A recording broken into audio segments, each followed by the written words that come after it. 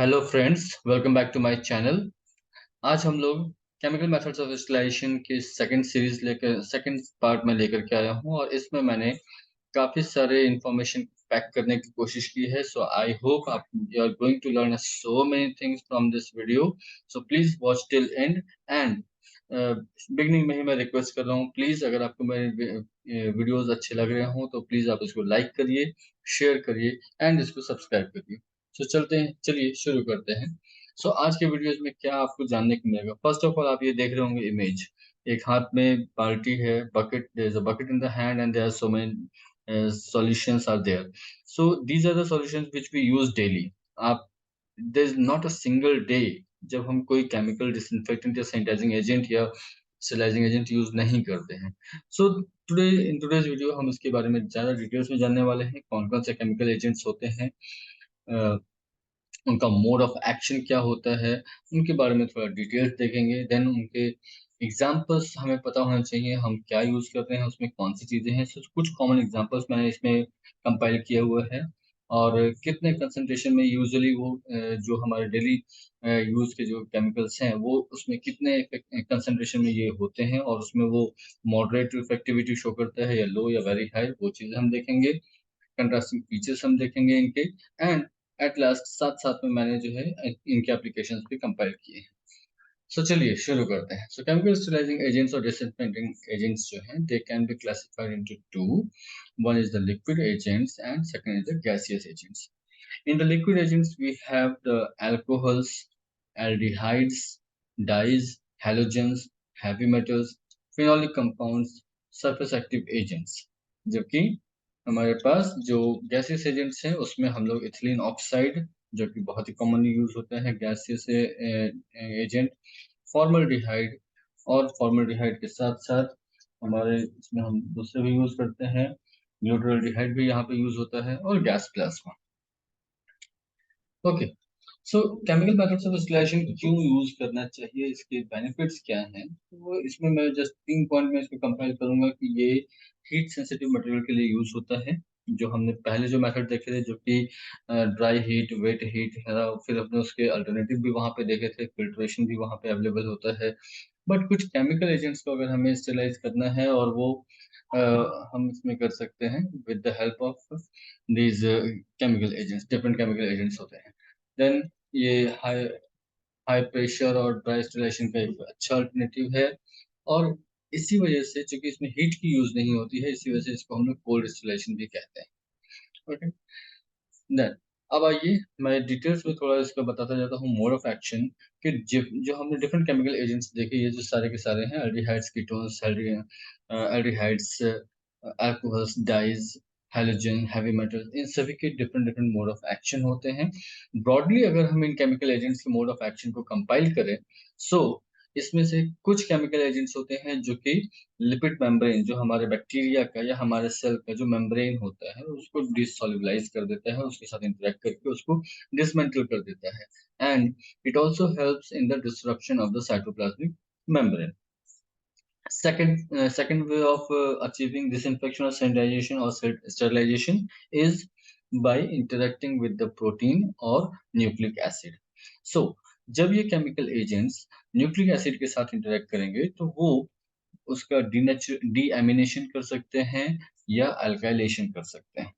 On the other hand, जब ये chemicals protein के साथ इंटरेक्ट करते हैं तो प्रोटीन की प्रेसिपिटेशन कर सकते हैं। They can also achieve cause denaturation of the proteins and iodination of the protein भी ये करते हैं। ओके, सो ये है। प्लस कुछ केमिकल एजेंट्स होते हैं जो कि ऑक्सीजन फ्री रेडिकल्स प्रोड्यूस करते हैं, जो कि हाईली ऑक्सीडाइजिंग एक्टिविटी शो करते हैं बॉडी के अंदर, बैक्टीरियल सेल्स के अंदर। ओके, ऑक्सीडाइजिंग, हमने ये देख लिया mode of actions. Lipid membrane को सॉल्युबलाइज कर देना, उसको डिस्टेबलाइज कर देना, उसको डिसरप्ट करना, देन प्रोटीन के साथ इंटरेक्ट करना, न्यूक्लिक एसिड के साथ इंटरेक्ट करना, इसमें डीएमिनेशन या अल्काइलेशन, और प्रोटीन के केस में प्रेसिपिटेशन या डिनेचुरेशन। ओके, अगर आपको ये इन्फॉर्मेशन सब अच्छी लग रही है तो प्लीज इतने पे एक लाइक दीजिए। अब आते हैं डिटेल्स में, जरा देख लें कि कौन कौन से लिक्विड एजेंट्स यूज होते हैं, उनका क्या मोड ऑफ एक्शन है और थोड़ा सा उसके बारे में और। चलिए, अल्कोहल्स हम लोग वेरी फ्रिक्वेंटली अल्कोहल्स यूज करते हैं। हमने कोरोना के टाइम पे जितने भी हमने हैंड सैनिटाइजर्स यूज किए उन सब के अंदर या तो आइसोप्रोपेनॉल था या उसके अंदर इथेनॉल था। और कंसंट्रेशन वैरी करता है क्योंकि किस टाइप के सरफेस को हम डिसइंफेक्ट करने वाले हैं कि उसमें माइक्रोबियल लोड कितना होगा, अकॉर्डिंगली कंसंट्रेशन जो है वो वैरी करता है between 60 to 85%। Okay, and mode of action इसका क्या है जो मैंने बताया। सो अल्कोहल्स जो होते हैं वो हमारे अल्कोहल जो होते हैं वो हमारे लिपिड सॉल्वेंट्स होते हैं। ये वो डिहाइड्रेशन कर सकते हैं और प्लस वो प्रोटीन डिनेचुरेशन भी कर सकते हैं। ओके, नेक्स्ट आते हैं हमारे अल्डिहाइड्स जिसमें कि कॉमनली यूज होता है हमारा फॉर्मल्डिहाइड एंड ग्लूटाल्डिहाइड। एंड ये जो है ये अल्काइलेटिंग एजेंट्स हैं, जो मैंने पहले बताया था न्यूक्लिक एसिड के साथ इंटरेक्ट करते हैं और उसका न्यूक्लिक एसिड का अल्काइलेशन कर सकते हैं। सो ये अल्काइलेटिंग एजेंट्स हैं। अलॉन्ग विद दैट ये प्रोटीन के साथ भी कंबाइन करके उसका प्रेसिपिटेशन कर सकते हैं। ओके, प्रेसिपिटेशन या डीनेचुरेशन। थर्ड आते हैं डाइज। डाइज को दो कैटेगरी में डिवाइड किया गया है, एक है एनिलीन डाइज एंड दूसरे हैं एक्रिलीन डाइज। एनिलीन डाइज के अंदर जो एग्जांपल्स होते हैं वो है आपका ट्राइफिनाइल मीथेन, क्रिस्टल वायलेट। हम लोग वेरी फ्रिक्वेंटली यूज करते हैं लैब्स में क्रिस्टल वायलेट, आपने उसको ग्राम स्टेनिंग के लिए भी यूज किया हुआ है। कुछ मीडिया भी है जिसमें क्रिस्टल वायलेट जो है वो यूज होता है, अगर आपको पता हो तो प्लीज कमेंट सेक्शन में मेंशन करिए। Then we have the malachite green, क्या आपने इसको यूज किया है? अगर आपने इसको यूज किया है, कौन सी स्टेनिंग टेक्निक में ये यूज होता है, प्लीज कमेंट सेक्शन में मेंशन करिए। Okay, then we have the acridine. Acridine के अंदर एक्रिफ्लेविन ये यूज होता है। ओके, तो ये कुछ कॉमन नेम जो कि आपको पता होना चाहिए जो हम लोग रेगुलरली यूज करते हैं। Coming to the mode of action of dyes, dyes nucleic acid के साथ इंटरेक्ट करते हैं। ओके, एंड न्यूक्लिक एसिड के साथ इंटरेक्शन करने की वजह से वो उसका डीएमिनेशन कर सकते हैं या फिर उसका अल्कलाइजेशन कर सकते हैं। ओके, चलिए नेक्स्ट आते हैं हेलोजेंस। हेलोजन कौन कौन से कॉमन हेलोजेंस है आपको पता है, chlorine, bromine, iodine and fluorine. Okay, now इसमें से फ्लोरीन, आप आप एक मिनट पॉज करके अपना टूथपेस्ट उठा के देखिए, आपको उसमें फ्लोराइड मिलेगा। ओके, और भी कई सारे एक्टिव एजेंट्स होते हैं but fluoride is present in your toothpaste, हम डेली उसको यूज करते हैं। Okay, so fluorine is there, वो एक डिसइंफेक्टिंग एजेंट की तरह है। और क्लोरीन कहाँ मिलता है? क्लोरीन हमारे घर में जितने भी डिटर्जेंट पाउडर्स यूज होते हैं, ब्लीचिंग के लिए यूज होता है, वाटर के डिसइंफेक्शन के लिए यूज होता है, स्विमिंग पूल्स में क्लोरीन का यूज करते हैं। ओके, इसमें कौन कौन से यूज होते हैं वो मैं आगे डिस्कस करूंगा। कई सारे क्लोरीन के डिफरेंट डेरिवेटिव्स यूज होते हैं। और ये करते क्या है, हेलोजेंस, यूजुअली हेलोजेंस जो है वो oxidising agents, right. Then we come to the heavy metals. Heavy metals में mercury, silver, zinc, copper, arsenic, ये सारे हैवी मेटल्स हैं जो कि as a disinfecting agents use होते हैं और ये एंटीसेप्टिक्स में भी यूज होते हैं। आपने बीटाडीन देखा है और कई सारे करंट बर्न पे जो है वो कुछ एंटीसेप्टिक्स यूज करते हैं, उसमें कॉपर होता है, किसी में सिल्वर होता है। तो ये सारे के सारे जो है वो हैवी मेटल्स डिसइंफेक्शन के लिए यूज होते हैं। Next we have the phenolic compounds. Phenolic compounds में ये एग्जांपल्स इसके हैं हेक्साक्लोरोफीन, ट्राइक्लोरोसिन, फ्लोरोहेक्सिनॉल, सॉरी क्लोरोजाइलिनॉल, ये इसके कॉमनली एग्जांपल्स हैं। और ये करता क्या है, ये प्रोटीन को डीनेचर करता है प्लस ये सेल मेम्ब्रेन को भी डिस्टर्ब करता है। एंड दिस वे ये बैक्टीरिया को या माइक्रो ऑर्गेनिज्म को किल कर सकता है। स्टेरलाइजिंग एजेंट की तरह इसको यूज करते हैं या फिर इसको डिसइंफेक्शन की तरह भी यूज करते हैं, डिसइंफेक्टिंग एजेंट की तरह। Next we have the surface active agents. कौन से हैं सरफेस एक्टिव एजेंट्स? कॉमनली जो आपने बुक्स में नाम पढ़ा है वो क्वाटरनरी अमोनियम कंपाउंड्स हैं। और ये हैं क्या? ये सोप्स हैं जो हम लोग डेली यूज कर रहे हैं, डिटर्जेंट्स हैं जो हम डेली यूज कर रहे हैं। ओके, और ये बैक्टीरिया के सरफेस से या फिर जहाँ पे हमें डिसइंफेक्शन करना है उसके सरफेस से ये इंटरेक्ट करता है। सरफेस पे जो प्रेजेंट अवेलेबल माइक्रोब्स होते हैं उसके साइटोप्लाज्म को ये डिस्टर्ब कर देता है, disturb the cytoplasmic membrane, as well as ये जो फॉस्फोलिपिड लेयर होती है उसके साथ भी ये इंटरेक्ट करता है और उसको भी डिसमेंटल करने में हेल्प करता है। सो ये ब्रॉडली वो सारे के सारे लिक्विड एजेंट्स हैं जो और इनके एग्जांपल्स और इनके कुछ कॉमन साथ में हमने यहाँ पे मोड ऑफ एक्शन भी देख लिया। ओके, ये टेबल देख के डरिए नहीं, मैंने इसको कंपाइल किया हुआ है, कई 2-3 बुक्स से लेकर के मैंने ये कंपाइल किया है। इसमें I will not go deep into this, आप इसको देख सकते हैं। यहाँ पे जस्ट कुछ एक मैं बताऊँ, जैसे अल्कोहल है, ये रैपिड माइक्रोबिसाइडल है। अगर आप इन टर्म्स को नहीं जानते हैं, माइक्रोबिसाइडल, बैक्टीरियासाइडल, बैक्टीरियोस्टैटिक, माइक्रोबिस्टैटिक, तो आप मेरा पिछला वीडियो देख सकते हैं, लिंक मैं वीडियो के लास्ट में दे दूँगा। जिसमें मैंने माइक्रोबिसाइडल, माइक्रोबिस्टैटिक एंड माइक्रोबिलाइटिक, ये तीनों टर्म्स को बहुत ही अच्छे से वहाँ पे डिस्कस किया था। So please go through that. Now, alcohols जो कि रैपिडली माइक्रोबिसाइडल होते हैं और ये स्पोर्स पे इफेक्टिव नहीं होते हैं, और वोलेटाइल हैं, इसलिए ये बहुत ही कम देर तक सरफेस पे रहते हैं, फ्लेमेबल हैं, और ये क्या कर सकते हैं, स्किन को ड्राई कर सकते हैं। क्यों? क्योंकि ये डिहाइड्रेशन कॉज करता है। ओके, और ज्यादा यूज किया तो इरिटेशन भी स्किन पे आपको फील हो सकती है। देन जस्ट मैं कुछ लाइक आयोडीन, आयोडीन अगर अल्कोहल के साथ यूज करें तो वो वेरी रैपिडली माइक्रोबिसाइडल इफेक्ट देता है, बट वो साथ के साथ कोरोसिव भी होता है, एंड स्किन पे इरिटेशन भी शो कर सकता है, फ्लेमेबल होता है। इसलिए इट इज नेसेसरी कि अगर हम आयोडीन रिलेटेड कोई भी चीजें यूज करें तो ग्लव्स पहन के यूज करें। आइडोफोर्स, आइडोफोर्स जो है वो हैवीली कोरोसिव होते हैं एंड अनस्टेबल होते हैं, इसलिए उतनी ज्यादा इफेक्ट वो नहीं शो करते हैं, बट एंड जहाँ पे भी आप इसको अप्लाई करेंगे उसमें आपको थोड़ा वो स्टेन छोड़ता है। क्वाटरनरी अमोनियम कंपाउंड बैक्टीरियासाइडल होते हैं। ओके, और ये सोप और एनायंस के थ्रू इसको हम इनएक्टिवेट कर सकते हैं। मर्क्यूरियल कंपाउंड्स जो कि वीक बैक्टीरियासाइडल होते हैं, greatly inactivated by organic matters.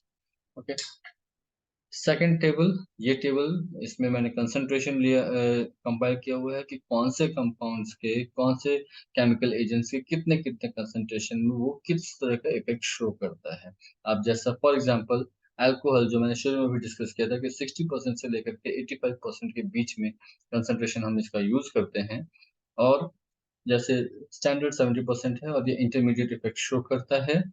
वहीं क्लोरोहेक्सिडिन, ये आपका 0.75% से लेकर के 4% तक यूज करते हैं और ये लो इफेक्टिविटी शो करता है। आप ये देख सकते हैं फॉर्मल्डिहाइड जब अल्कोहल के साथ यूज होता है तो वो हाई इफेक्ट शो करता है, वही जब एक्वस फॉर्म में यूज होता है तो इसकी 6 to 8% कंसंट्रेशन जो है वो भी गुड इफेक्ट शो कर देती है। Okay, then we have iodine compounds. Iodine compounds आप देख सकते हैं 0.5% से लेकर के 70% तक का कंसंट्रेशन अगर हम उसका यूज करें तो वो इंटरमीडिएट इफेक्ट शो करता है। तो these are the compilations, plus कुछ चीजें जो यहाँ मैंने हाईलाइट की हुई हैं, जैसे कि लाइजोल। आप घरों में लाइजोल यूज करते हैं, वो क्या है? लाइजोल जो है वो आपका क्वाटरनरी अमोनियम कंपाउंड में आता है। ओके, तो यू मस्ट नो, और ये कंसंट्रेशन आप देखें 0.1 से 0.2% एक्वस सॉल्यूशन ही होता है। ओके, और ये लो इफेक्ट शो करता है आपके, इसलिए आपने देखा होगा इसके एड्स में ध्यान दीजिएगा 10x और या 5x इस तरह से करके होता है, यानी कि वो कंसंट्रेशन जो चाहिए उसके 10 टाइम्स ज्यादा वो कंसंट्रेटेड हो रहा है, जिसे हमें डाइल्यूट करके यूज करना चाहिए। घरों में लाइजॉल यूज होता है। आप और भी जो फ्लोर क्लीनर्स और टॉयलेट क्लीनर्स यूज करते हैं, एक बार उसको देखिएगा उसका कंपोजिशन क्या है। नेक्स्ट आते हैं स्टेबलाइजिंग हाइड्रोजन पेरोक्साइड। ये अगर आप कभी क्लिनिक्स में गए हों, वहाँ पे कट एंड बर्न के कट के केसेस हो तो उसमें यूजुअली हाइड्रोजन पेरोक्साइड के सॉल्यूशन को देते हैं, क्योंकि वो डिसइंफेक्टेंट की तरह यूज होता है। 6 से लेकर के 30% कंसंट्रेशन में होना चाहिए और हाई टू इंटरमीडिएट इफेक्ट को शो करता है। क्वाटरनरी अमोनियम कंपाउंड्स में एक और कॉमनली यूज्ड टर्म आता है बेंजोकोनियम क्लोराइड। ओके, ये भी one type of quaternary ammonium compound है। एंड गैसियस एजेंट्स में अपना एक ये रह गया था इथिलीन ऑक्साइड, जो कि अल्काइलेटिंग एजेंट है। गैसियस एजेंट्स में हमने देखा फॉर्मल्डिहाइड, हमने फॉर्मल्डिहाइड देखा, ग्लूटाल्डिहाइड देखा, और इसके साथ साथ इथिलीन ऑक्साइड भी, ईटीओ भी आपको ये टर्म मिलेगा, ये भी गैसियस एजेंट है जो कि स्टेरिलाइजेशन या सैनिटाइजेशन के लिए यूज होता है।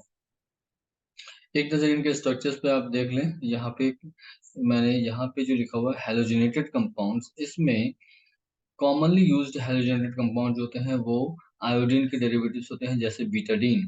डेफिनेटली आपने यूज किया होगा बीटाडीन सॉल्यूशन, बीटाडीन का गार्गल यूज करते हैं, या फिर बीटाडीन जो है वो सॉल्यूशन आप अपने कट एंड बर्न एरियाज पे लगाने के लिए यूज करते हैं। वो एक बहुत ही अच्छा, बहुत ही इफेक्टिव डिसइंफेक्टेंट है। क्लोरीन कंपाउंड्स में आ जाए, सोडियम हाइपोक्लोराइट, लैब्स में यूज होता है ये sodium chloride. Then chloroamine and chlorine dioxide. Okay, phenolic compounds की अगर हम बात करें तो ऑल्दो आप देख रहे हैं फिनॉल्स, उसमें ऑर्थोक्रेसॉल्स है, फिनाइलफिनॉल है, हेक्साक्लोरोफीन है, क्लोरोहेक्सिडीन यूज होता है एंड ट्राइक्लोरोसिन। ये कॉमनली यूज वर्ड्स हैं, कॉमनली यूज किए हैं, जो कि मार्केट में अवेलेबल होते हैं। आप जितने भी चीजें उठा के देखेंगे उनमें से आपको यही सारे के सारे डेरिवेटिव किसी न किसी फॉर्म में वहां पे मिलेंगे।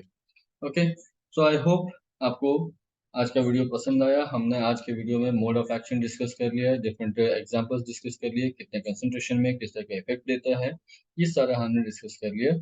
सो thank you very much for watching this video, and as I said earlier, अगर आपको मेरा ये वीडियो पसंद आ रहा है, if you are liking this video, if you are finding this video informative, अगर आपकी इंफॉर्मेशन इनरिच हो रही है तो प्लीज मेरे वीडियो को लाइक करिए, शेयर करिए, सब्सक्राइब करिए और बेल आइकन दबाइए फॉर ऑल, ताकि मैं जो भी इंफॉर्मेटिव वीडियोस डालूं उन सभी की नोटिफिकेशन आपको मिले।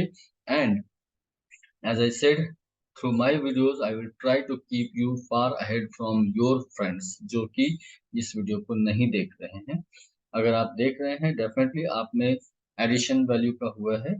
सो प्लीज आप इस वीडियो को शेयर करें, सब्सक्राइब करें एंड फॉलो करिए मुझे। Thank you so much, thank you for watching the video.